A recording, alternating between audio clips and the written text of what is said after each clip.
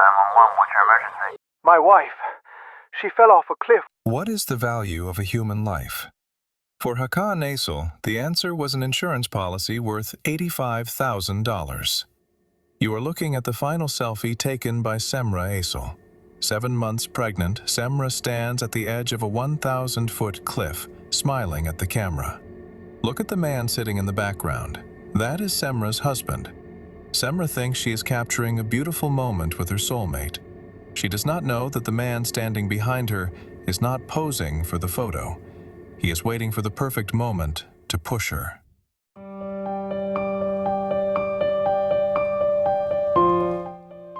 For 32-year-old Semra Aysal, the definition of happiness was textbook: a loving spouse, a highly anticipated baby, and a warm home in which to build memories. Having left behind the difficult first months of her 7-month pregnancy, she was now simply waiting for the happy day she would hold her baby in her arms. According to the testimonies given later in court by those who knew her, Semra was living the happiest period of her life. Her world was simple: a home, a child, and a husband she loved. And these 3 things were more than enough for happiness. However, in recent months, a shadow had been cast over this perfect picture. Her husband, Hakan, citing increased work stress and the approaching responsibilities of fatherhood, had drifted away from the cheerful man Semra knew, becoming someone more absent and distant. For Semra, this was a temporary phase that could happen in any marriage. There was nothing she could do but hope for Hakan's cold demeanor to pass. What Semra didn't know was that the real reason behind this distance was a dark plan set to unfold. One day, Hakan, using this work stress as an excuse, asked to be given control of Semra's bank accounts to manage their financial affairs more easily. Semra, who had infinite trust in her husband and wanted to lighten his burden, accepted this offer without questioning it for a moment. In her eyes, this was innocent support offered to a husband working for their family's future. But this innocent gesture was actually the first and most critical step in the plan Hakan was constructing. Shortly after seizing full financial control, another thoughtful offer came from Hakan. Stating he was worried about their unborn baby and Semra's future, he suggested taking out a high-coverage personal accident insurance policy for her. From the outside, this looked like the behavior of a protective spouse wanting to secure his family's future. And then, just before that fateful day, Hakan came with a surprise to scatter all these clouds of stress: a romantic vacation to Butterfly Valley in Fethiye. For Semra, this offer was a sign that her husband was returning to his old self and that all worries were left behind. Moreover, with its fresh air and magnificent view, Butterfly Valley was a wonderful place. Without a second thought, she accepted with joy. This would be their final vacation. The perfect life that adorned Semra's dreams had turned into a prison for Hakan. For him, happiness was not about a home, a spouse, and a child. What Hakan desired was a freedom stripped of responsibilities, to see new places, to travel, and to live in the moment without answering to anyone. The routine of working from morning to evening and returning to the same house felt not like an achievement, but a heavy burden. And now, the baby that was on the way was about to build the walls of this prison even higher. Under this increasing pressure, a dark and irreversible solution began to take shape in Hakan's mind to escape all these problems. Hakan needed to escape not only responsibility, but also his growing debts. The plan was insidious and methodical. First, through Semra's accounts, which he had previously taken control of, he secretly began taking out loans in her name. These funds were being used not for the future of Semra and her unborn child, but for Hakan's own expenses and debts. Semra's innocent trust had turned into a tool to deepen his financial quagmire. However, the loans taken out were only temporary solutions to save the day. As the debts grew, it was clear that Hakan needed a much larger, much more definitive way out. And this solution would be built upon Semra's life. The second and final act of the plan was a personal accident insurance policy. When presenting this idea to Semra, Hakan once again targeted her most sensitive point: their unborn baby. He played the role of a worried husband, stating he wanted to secure the family's future. The policy had coverage of approximately $85,000. But the truly diabolical detail was hidden in the beneficiary section. According to the policy, if something happened to Semra, the only person to receive the entire sum was Hakan. It was a one-way investment in death. Once the policy was signed, all the pieces for Hakan's plan had fallen into place. All that remained was to find the right time and the right place. The right place had to be dangerous enough to be staged as an accident, but also attractive enough to convince Semra to go there. Hakan conducted research online. He studied Turkey's steep slopes, secluded hiking trails, and tourist areas where accidents frequently occurred. The location he sought had to be dazzling in its beauty, but possess a geography where a moment of carelessness could be fatal. And finally, he found the perfect stage: Butterfly Valley in Fethiye. This place was ideal for enticing Semra with the promise of a romantic holiday, and it offered flawless geography with its high and sheer cliffs to execute his plan. The final step was presenting this lethal trip to Semra as an innocent surprise.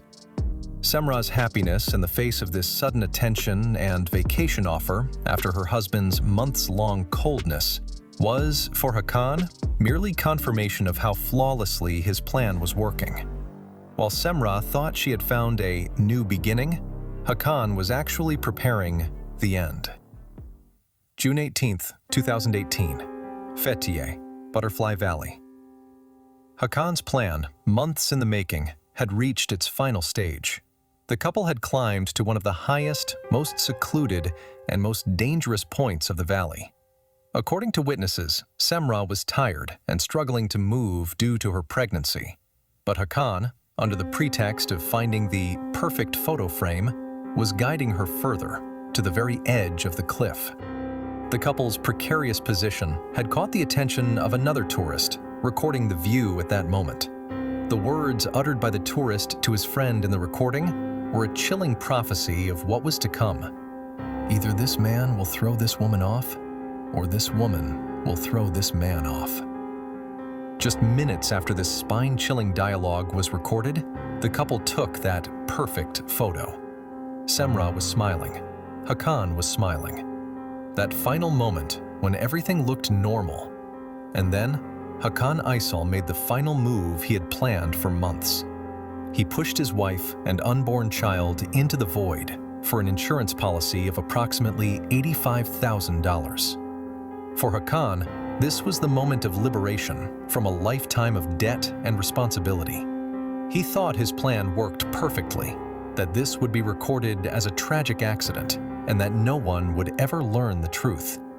However, in that final second, as she plummeted through the air, there was one truth Semra Aysal knew. More painful than falling from a height of 1,000 feet was that the hand pushing her belonged to the man she had dedicated her life to and trusted most. Semra Aysal's death was initially recorded officially as an accident. Hakan's statement was clear. His wife had lost her balance while taking a photo. However, this simple and tragic accident story never satisfied Semra's family, especially her brother, Naim Yolku. They had seen Hakan's emotionless demeanor at the funeral, his misplaced questions about the inheritance, and the strange comfort he displayed immediately after the event. Their internal suspicion pushed them to knock on the door of the prosecutor's office and say, "This is not an accident. It might be murder." The family's application reopened the file and launched a comprehensive investigation. Detectives began to investigate the reality behind Hakan's grieving husband image. When they examined the file, one of the first details to draw attention was the statement of a witness who arrived at the scene immediately after the incident. This witness described someone not in panic or shock over a man whose wife and baby had fallen off a cliff, but rather someone displaying extraordinarily calm and indifferent behavior. When this statement was combined with the family's suspicions, the direction of the investigation shifted away from the accident possibility. The first tangible clues of the investigation appeared in Semra's bank statements. Throughout their marriage, Hakan had systematically taken out 7 different loans in his wife's name without her knowledge. The total debt amounted to hundreds of thousands of dollars. This spiral of debt showed that Hakan had a motivation, but more was needed to prove murder. And that more came with the prosecutor's next discovery. That personal accident insurance of approximately $85,000 taken out in Semra's name just a short time before her death. The fact that Hakan was the sole beneficiary of the policy was no longer a coincidence for the detectives. Normally, in such policies, spouses name each other as beneficiaries, but this policy was designed one way. Hakan's financial freedom was directly tied to the condition of Semra losing her life. This was not a precaution, it was a preparation. The investigation also scrutinized Hakan's life after his wife's death. A man expected to be suffering was instead going on luxury international vacations using the loans he had taken out and continuing his entertainment life on social media. When all this evidence was combined, the witness testimony, the debts, the one-sided insurance, the danger of the crime scene, and Hakan's emotionless character, the picture became clear for the prosecution. In November 2020, Hakan Aysal was arrested on charges of premeditated murder of his wife and unborn child, and the court process began. In court, Hakan Aysal denied all charges against him. His defense relied on the simple story he had told from the beginning. That day, while we were sitting on the rocks, my wife wanted to take a photo. I moved away to get her phone from her bag. When I came back, my wife wasn't there. However, the prosecution's countermove demolished this simple lie. First, a video recorded by chance by a tourist who was there that day was played in court. In the footage, it was clearly seen that the bag Hakan said he moved away to get was right next to the couple. But the prosecution had one more piece of evidence that completely ended Hakan's lie. In another low-resolution photo taken very shortly before the incident, Semra was seen using a backpack, and that bag was on Semra's back, not on the ground as Hakan claimed. It was physically impossible for him to go somewhere to get something from the bag. Cornered by this evidence and realizing he had nowhere left to run, Hakan Aysal tried to prolong the trial process with a final move. He claimed he was not of sound mind.